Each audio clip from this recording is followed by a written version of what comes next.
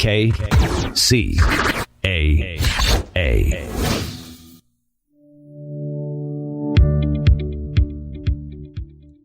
morning, live from KCAA Radio in Southern California, home of CNBC Financial News Radio, as well as the Financial News Network. My name is Julie Phelan, and welcome to Julie Talks Money.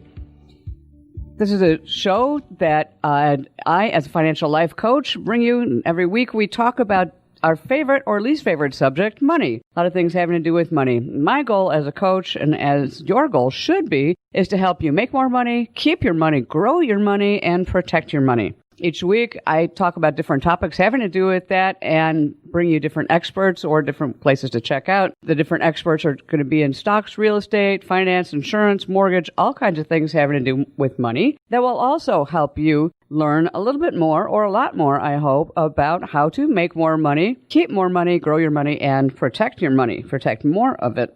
Because those are, let's face it, the things that are the most important to us in living the life that we want. And there is the basic thing. When you have control of your money, you have the freedom to quit a job that you hate, leave a relationship that you don't want to be in, or donate to causes you believe in, or do a whole lot of other things that you want to do that. We've heard the term financial freedom, and I hope to help you get to the point of financial freedom, whatever that means to you.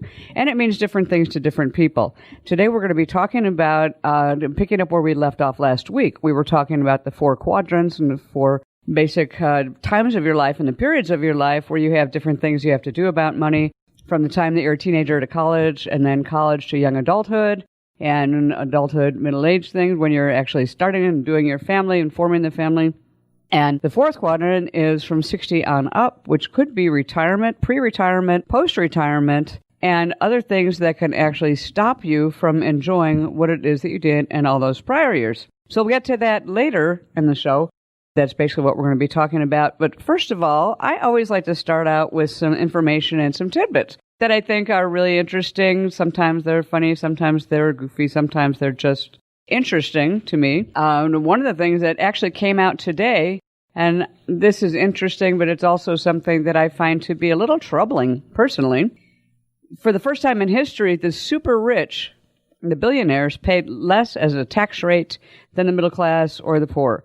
The uber wealthy and the billionaires paid an effective tax rate, generally speaking, of about 23.4%, where people who are starting out, people who earn wages, people who earn income based on a W-2 and are what would be considered somewhat middle class, anything from $20,000 to $90,000 or $100,000, pay 25%. There's something that's really wrong with that picture.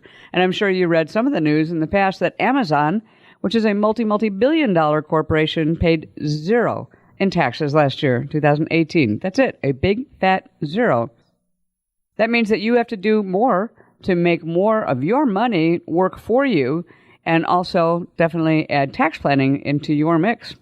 Again, one of the things that we're going to be talking about later on. But first, as far as the tidbits go, and work life, basically, we spend about 30 working days a year just on office email. And I'm sure that you can believe that. I certainly can believe that. I know that there's a ton of email that goes back and forth and did in the offices before I was able to basically get out of the job with the rat race. And anyway, a survey of office workers finds they typically spend around 2 hours each day dealing just with their inbox. However, around half of this time is wasted by accidentally rereading messages or needlessly checking for updates and sending emails to colleagues when actually it'd be easier just to get up and speak to them face to face. But we do this, we have a face-to-face, we have an email conversation that goes back and forth when somebody is just 10 feet away. It's kind of ridiculous, but also a huge time suck. And as a result, about 5 hours per week, which is 230 hours per year, is lost as far as productivity is concerned. A lot of bosses are not real happy about that. But a lot of the bosses are nice. And let's go to another thing. One of the things that I had as one of my first jobs in high school was working with my brother who worked for a coffee service. And that coffee service basically delivered coffee filters, coffee packets, stir stick sugar, all that kind of thing to various local businesses. This was, of course, well before the Starbucks days. And that was a perk that almost every office had. And you could be guaranteed that most offices would be providing coffee. Well, now only 1/3 of U.S. workplaces provide free coffee to their employees. It's still a nice perk, and I'm a huge big fan of taking and accepting anything that your employer gives you for free because that saves you money. But half of the workers that get that free coffee say that they find the coffee only tolerable, and 1 in 10 say that it's terrible. I don't know, maybe they gotten spoiled by Starbucks, Coffee Bean, all the other gourmet coffees that are out there. But if you're going to be drinking it during the day and all day long, you can't keep doing $4 cups of coffee. So say thank you and enjoy it. And figure out ways maybe you can doctor it up. Now, my big question is there still a water cooler? They always used to say that people would talk about the football games or the new TV series around the water cooler each day. It's been such a long time since I've been in a corporate office. Back then, they didn't really have the water coolers, so I don't know if they have them now. Anyway, moving on. We also, as it turns out, eat about 7.5 meals per week alone. According to new research, Americans eat about 387 meals by themselves every year. And it sounds like a lot, but it comes out to about 7.5 meals a week. But that doesn't always mean lonely. The survey revealed that 68% of Americans look forward to eating a meal alone, and the top reason is it's relaxing. Now, especially if it's breakfast and you're not having to deal with kids or racing out the door, that can be relaxing, certainly on weekends. And dinner alone, if you can give yourself a night out, away from kids, family, significant other, that can also be relaxing too. And certainly during the work week, when you're getting away from the office and coworkers, sometimes I could absolutely see that that would be a nice little break. Now, Halloween is coming up, so we're going to talk a little bit about that.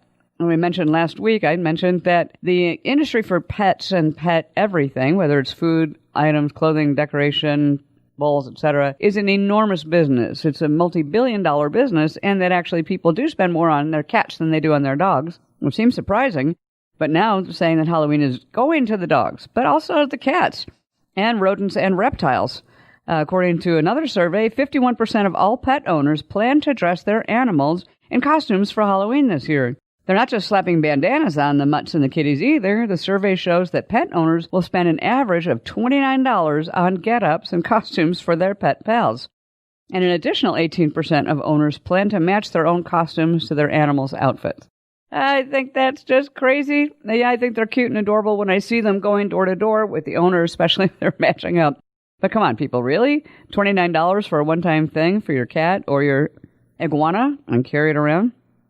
Crazy. And now here's another thing, and my last tidbit. This is something that I think kind of goes to how badly we sometimes do teach our children about how to do stuff with money. As a teacher in Nashville, Tennessee, who created a Target play space in her class.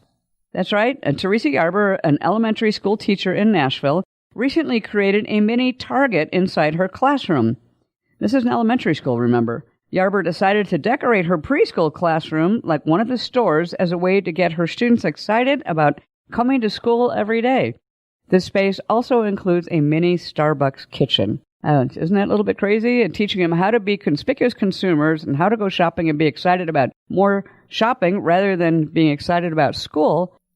I think that's a little bit flip-flopped, and we should have something the other way around.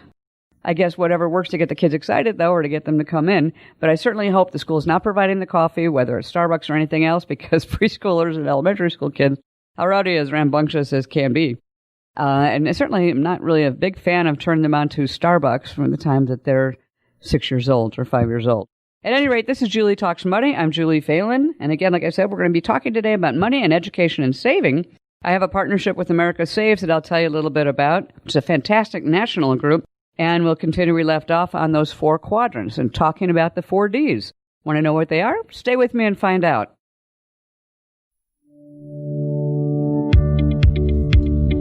Welcome back to Julie Talks Money. I'm Julie Phelan, your host and financial life coach, and we're talking today about a number of things that are, well, of course, very key and important, certainly having to do with money. Now, as I mentioned earlier, we are partners with America Saves, americasaves.org. You can go to it. It's a national nonprofit organization, which is absolutely fantastic. It has all kinds of different ways for you to learn to save money, and it has tools for you to do it. There's also a pledge that it asks you to take, and I want to ask you right now if you're willing to take that pledge. It's the America Saves 2020 pledge, and it basically is a pledge to yourself, because it doesn't really matter to anybody else, but to yourself. share it if you want to, but make the pledge to yourself that you intend and that you will, in fact, save a bunch of money between now and 2020 and in the year 2020 as well. We only have 3 more months left, or 2.5 months of 2019. The 2020 is around the corner. Make that the year that you save. There's a lot of tools and calculators that they've got on their website, too, that I highly recommend you check out. We're going to be doing a seminar with them in November in Los Angeles. Another one in the Inland Empire is coming up. Partnership, basically, and also teaching some different things in classes at various schools with using some of these tools, as well as some of my own that I've developed. Because the bottom line is that saving is one of the things that we all need to do. We all need to learn. Some of us maybe have learned it when we were kids, maybe we have not. But without savings, basically, you can't really do anything. The main thing is with America Saves and with a financial life coach like me, we help to define what it is you're saving for. Now, you can go to tons and tons of websites. You can go online and you'll find all kinds of different groups, companies, blogs, American Saves, obviously, and a few other things. They were going to tell you different ways to save your money and get out of debt. And those certainly are key things. And, the more you get out of debt, the less debt you have, the more money you have in your pocket, right? And the more money you can save. So those are super serious topics, and you have to do each of those.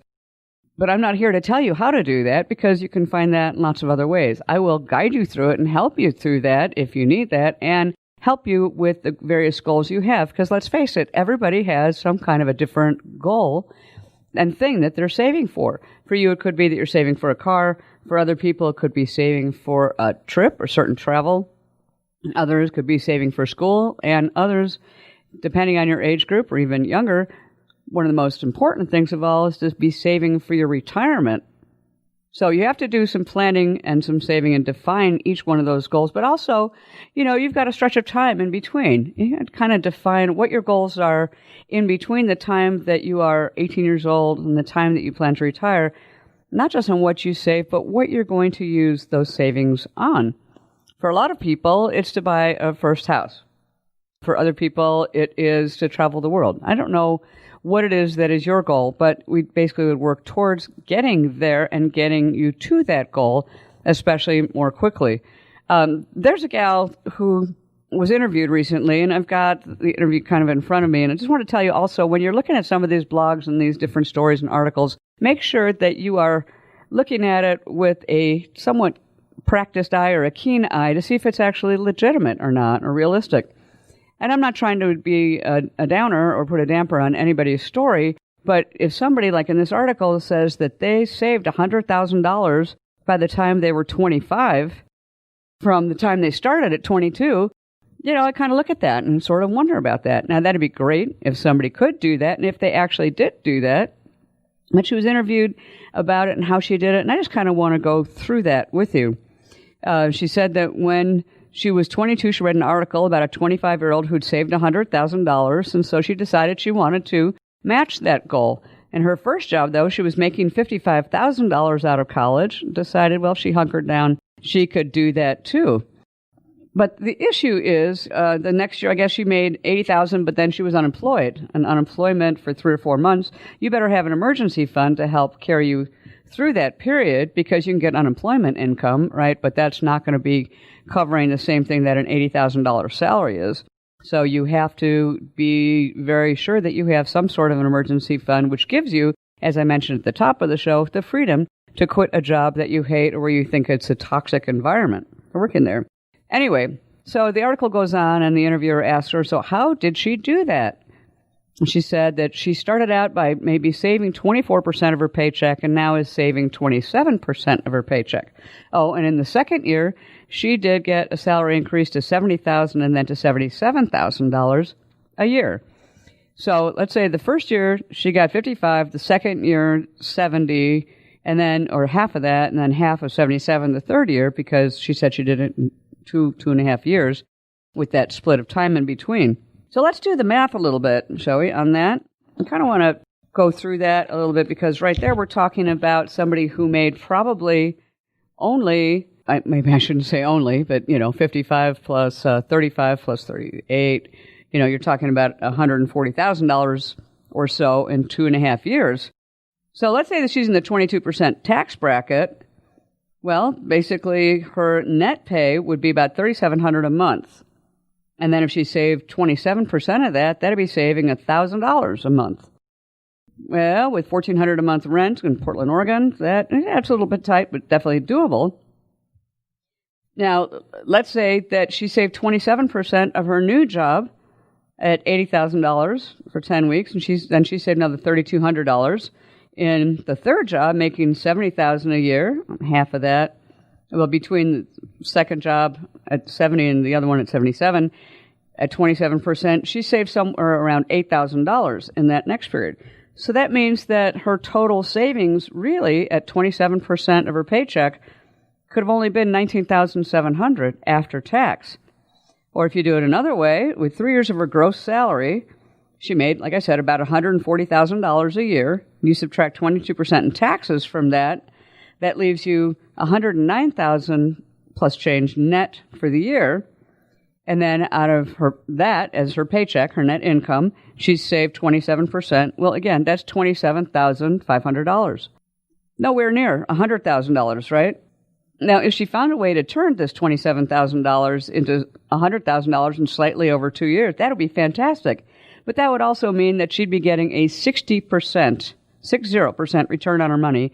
And that is really, really highly unlikely, especially because she said that most of her money she invested into an exchange-traded fund through Vanguard, which is a good fund, but it's only been returning 12% per year. And even compounded, you're not going to get there. So really think about it. If you want to do it and you want to crunch some numbers, have somebody help you do that and actually see what is a realistic goal.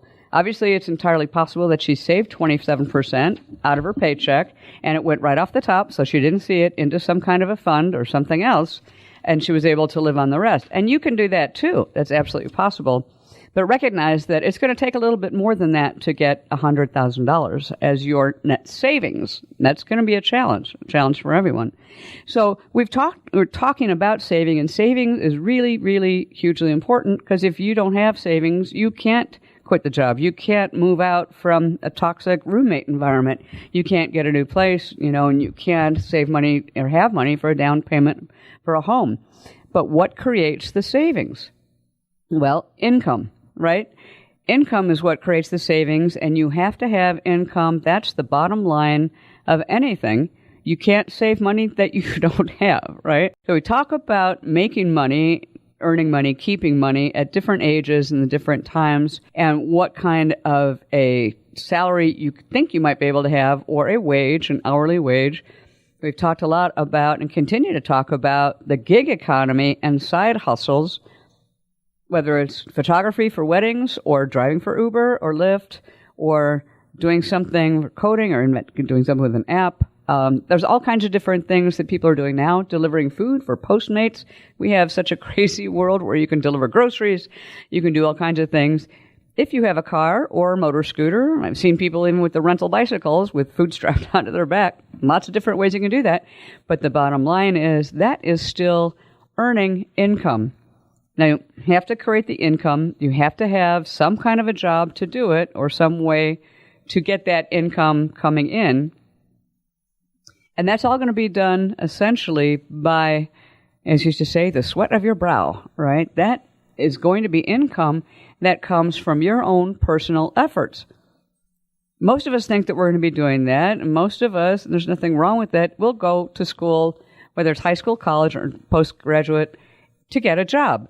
Professionals are going to make more money, like doctors and attorneys and engineers and that sort of thing, but you don't have to have that high dollar income to have an income. And the truth is that even now, even if you start with minimum wage, the odds are really, really good that you're going to have $1 million go through your hands in income between the time you're 20 and the time you're 45. And beyond that is going to be even more, towards a second million. That's just in what you're making on salary. And most of us do expect to be going to work and making an income. Well, as I mentioned before in that previous example, you do have to figure 22, 24, 25% is going to be taken in taxes right off the top. And if you do get a refund, that's great. But that's not income. You can't call that income. So the main thing is, right, you have to have income coming in order to save it for your whatever the goal is that you have saved up for, but also for your emergency fund and the other things that are coming up. But the other thing that you need to actually have income for is when something in life happens that can stop you on a dime and stop you from that process of income and savings. Now, I mentioned the 4 Ds. Those are divorce, disability, disaster, like the fires that we're having now, and death, or a diagnosis towards death, which has to do with health and other stuff with future planning. It can happen at any time. The next part of the show, we're going to be getting into more detail on those 4 Ds. Stick with me. This is Julie Talks Money, KCAA Radio.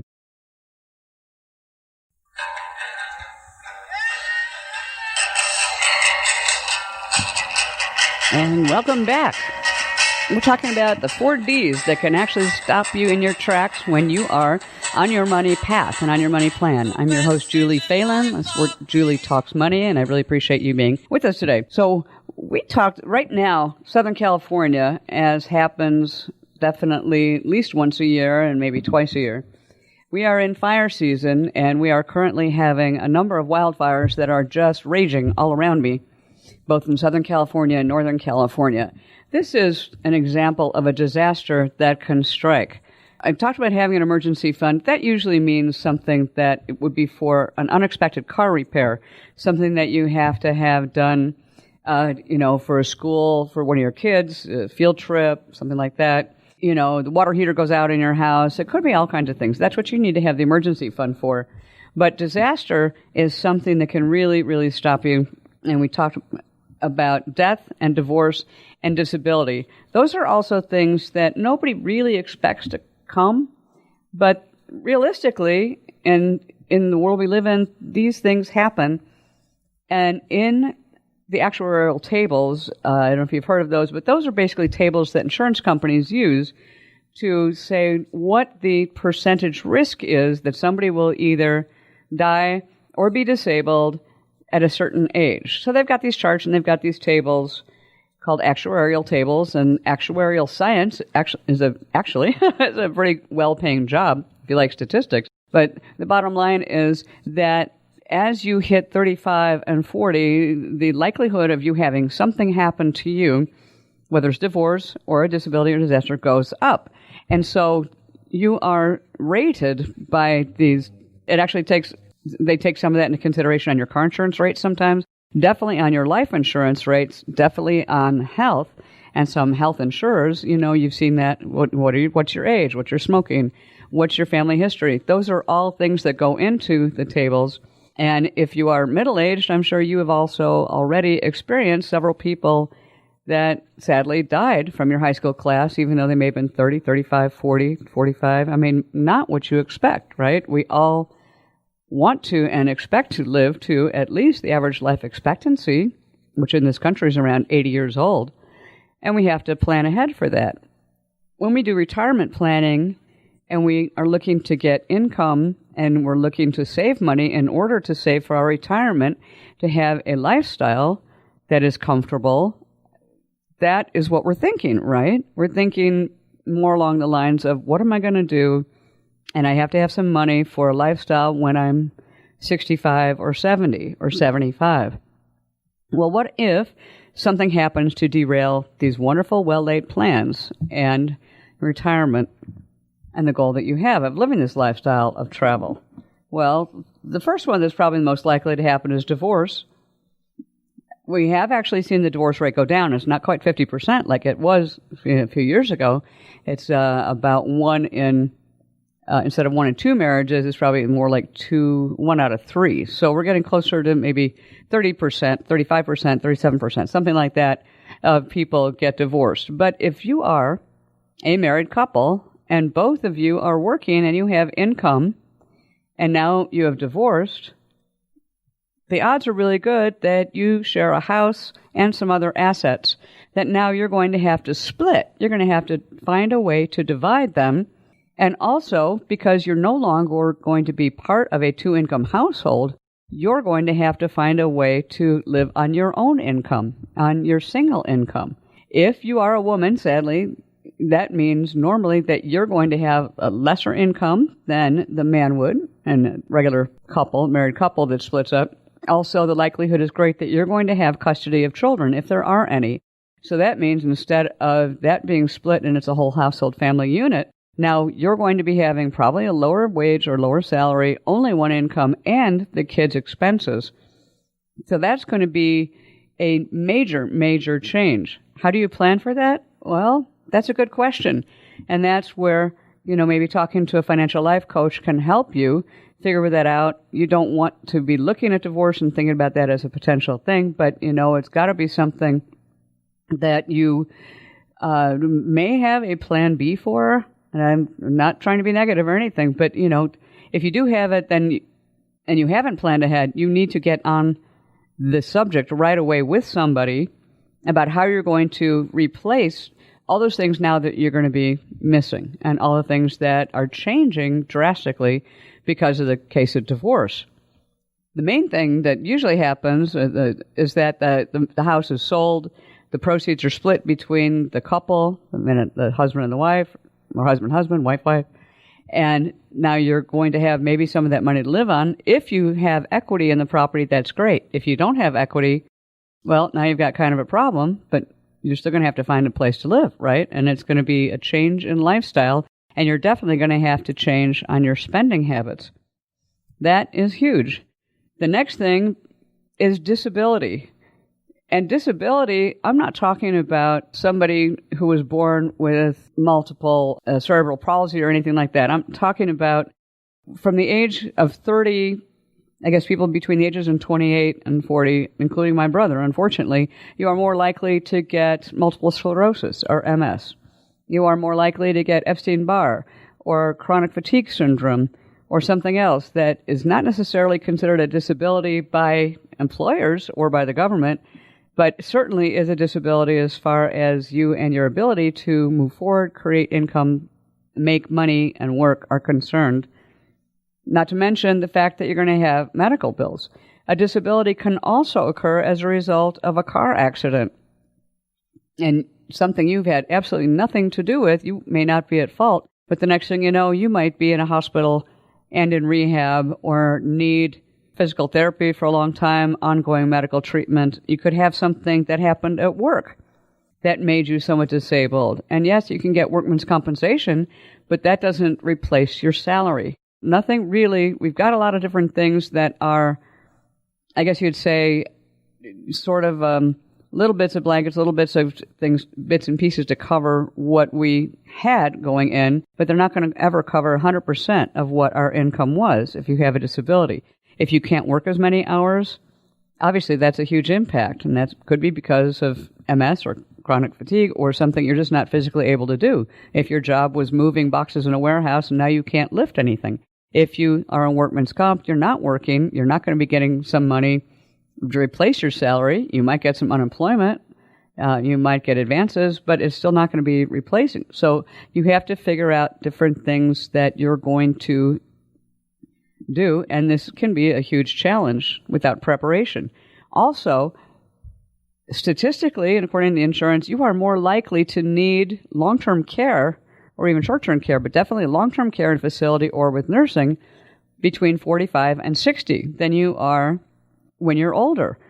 And the reason for that is because when we're younger, we are still bigger risk takers. We're driving more. And again, it could be like that car accident that I mentioned. It could be if you're a motorcycle driver, you have a motorcycle accident. It could be that there was some crazy, crazy thing that happened while you were on vacation on a ski lift and it broke. I mean, these things are weird, but they do happen. I personally have had long-term care insurance since I was in my 40s or so, and they say that, it might be something that people consider to be a waste of money. I personally don't, because it is part of the preparation that we all need to have for something going wrong. We hope for the best, we plan for the best, but we also have to plan for the worst and plan for something bad. And of course, the younger you are, when you get the long-term care insurance, the better off, the better the rates are. And I'll be having as a guest, though, sometime in the next few weeks, who will talk to you about options for that or alternatives that he thinks might be better compared to disability insurance or long-term care insurance, I should say, for your retirement. but that's going to be a subject for another show that I'm sure you would understand. At any rate, that is something that we have to plan for. So then if you have disaster, like right now we've got the wildfires, other stuff we've had, oh my gosh, so many hurricanes, tornadoes. People have been flooded out of their homes. People have been burned out of their homes. Even if you only have a portion of your house burned, well, what are you going to do? Because now you've got no place to live, or you are at the mercy of some other people who might help you. Because again, you might be able to get some money from the government if it's a disaster area, but it's not going to cover everything you had. Not to mention everything that you might have lost in a fire or a flood, which would include, beyond your memories, your televisions, your electronics, maybe your phone chargers. Those are replaceable. All your clothes, which would cost a lot to replace, all kinds of different things that you have in your home that now you're going to have to figure out what to do and how to replace them. And in the meantime, somehow you're supposed to go back to work? Well, that's really a challenge. How are you going to do that? Because if you don't have transportation and you don't have a wardrobe, you don't know what's going to happen to your kids or your family or your pets. What are you supposed to do? And in the meantime, you've got to figure out all these different things, right? And you have to solve the problems that disaster has brought up, like finding a new place, getting some new clothes, getting kids situated, whatever it might be. That all takes time. And I hate to say it, but death is something that does happen before 80 years old also.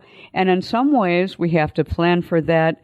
But in this case, I'm not necessarily talking about death so much as funeral planning, although I think that is something that is important, and wills and trusts and that kind of planning are important when you're 40, and especially if you have a family, you have to prepare for that too. But let's say that you get a diagnosis of something that is going to be an illness that could potentially be terminal.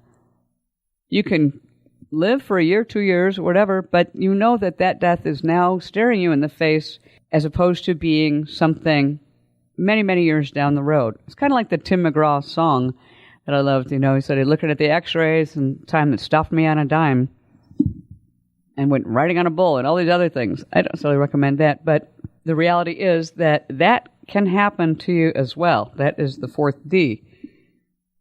So what do you do to prepare for all these things? Potentials, not eventualities, but potentialities. You need to do something and work with a coach that will help you to figure that out. You can have a financial advisors, and financial advisors will talk about the book, is what we call it. They talk about gold if they're gold sellers. So, if they are financial advisors, they're talking about equities and they're talking about stocks and mutual funds and that sort of thing that to get into. And that's all well and good. But basically, people that you talk to in financial advisors, they're going to do maybe some tax planning, but it's pretty much putting your money into certain things and certain stocks that are there for you to save money, and they almost always assume that you will have an income, that you'll be able to create savings from that income and then be able to buy into these other things that can give you the nest egg, give you the retirement, and whatever. And I haven't even mentioned disaster that can actually happen from external forces like a market crash. There was a whole lot of people that had hundreds of thousands of dollars, maybe even millions of dollars in the stock market 10 years ago when they lost suddenly 50% of that value overnight and 50% of the value of your home. So let's not forget that kind of disaster that can happen from external forces too on the market. We're going to take a little break. When we come back, we'll talk about different ways that you can plan ahead for those kinds of things, because we say you want to keep it and protect your income. That's in your savings. That's what we'll talk about next on Julie Talks Money. Stick with us.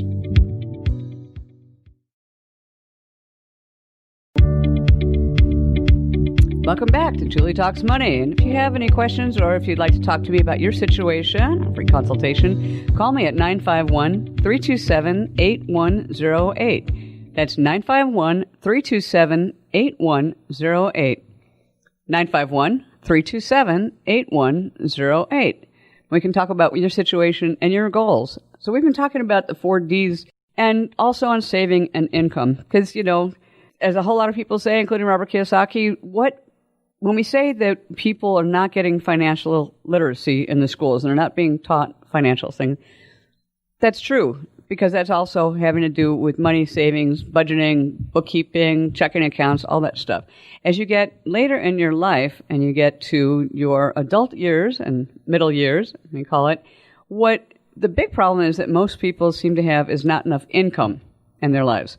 So when you have the possibility of divorce or disaster or a disability, the main thing also is that you need a way to replace that income that you can no longer make on your own, right?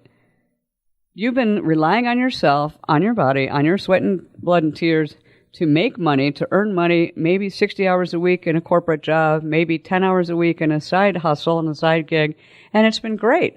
And it's been getting money for you, and maybe you're doing some stuff for fun, like a wedding band, that kind of thing. You can get some money in it while you're playing music and enjoying yourself too. Those are all great.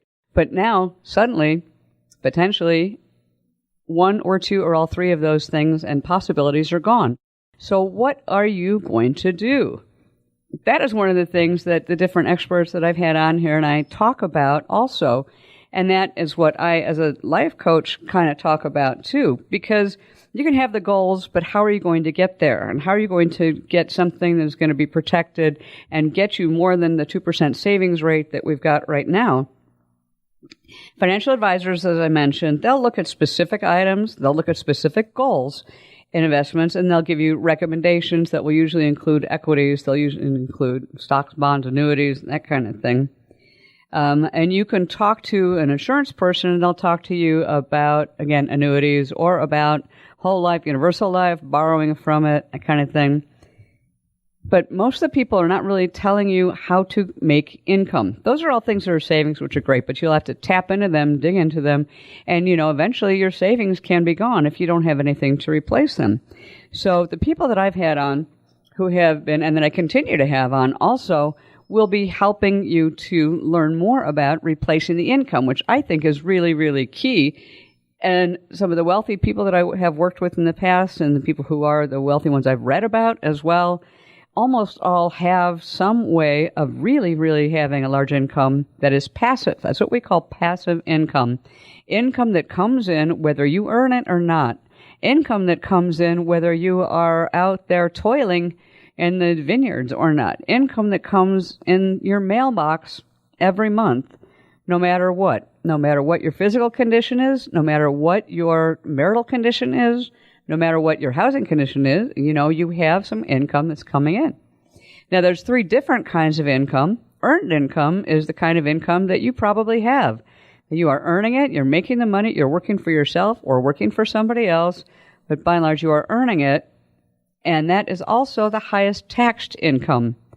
Whether you're W-2 or with an LLC, self-employed, you're going to have a whole lot of taxes that you're going to have to pay.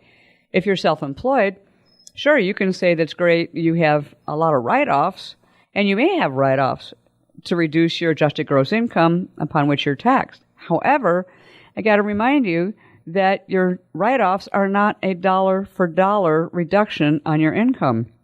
You can go and say, okay, I'm buying a set of books that I really need to have to keep up with whatever the terminology is in my field, and that set of books can cost you $300.